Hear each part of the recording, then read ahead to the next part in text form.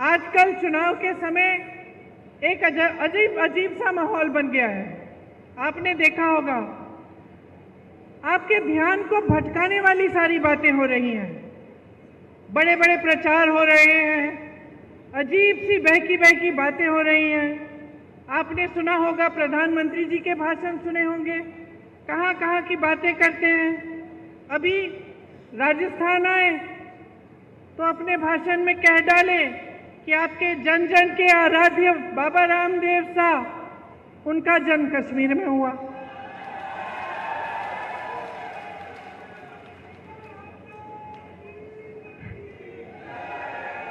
कभी वो अपनी झूठी वीरता दिखाते हैं, कभी शेखी मारनी होती है, कभी कबीरदास जी को गोरखनाथ जी से मिलवा लेते हैं अपने भाषण में, कभी गटर से गैस बनाते हैं, कभी बादल में मिसाइल छोड़ देते हैं, कभी मांस मछली की बात करते हैं, कभी ईमेल उस समय की बात करते हैं जब ईमेल था ही नहीं, उस जमाने की बात करते हैं कि मैंने तब ईमेल भेजा, कभी हवा में उड़ते हैं तो कभी समुंदर के नीचे चले जाते हैं।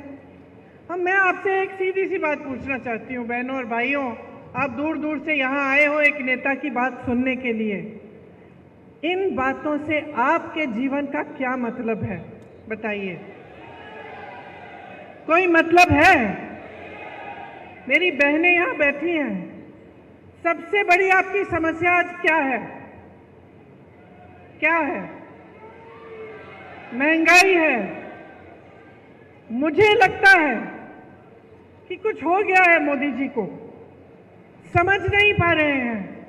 क्या होता है ना, कई बार इतनी सत्ता हो जाती है कि लोग सच्चाई बताते ही नहीं हैं, घिर जाता है इंसान, चाहे उसके संघर्ष की कुछ भी उसका अनुभव होता है, लेकिन जब सत्ता इतनी हो जाती है लोग डरते हैं, अधिकारी डरते हैं, जो साथ में काम करते हैं वो डरते हैं कि असलियत ना बताएं।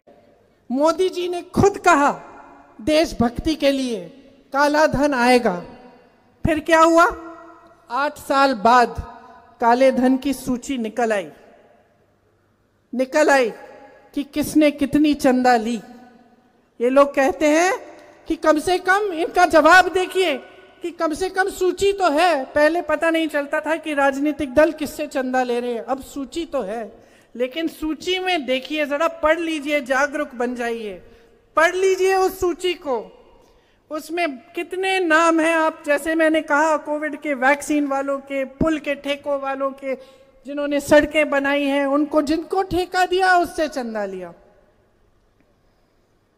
आपको याद है वो कविता जो बचपन में सुनाई जाती थी हमें, चंदा मामा दूर के? याद है?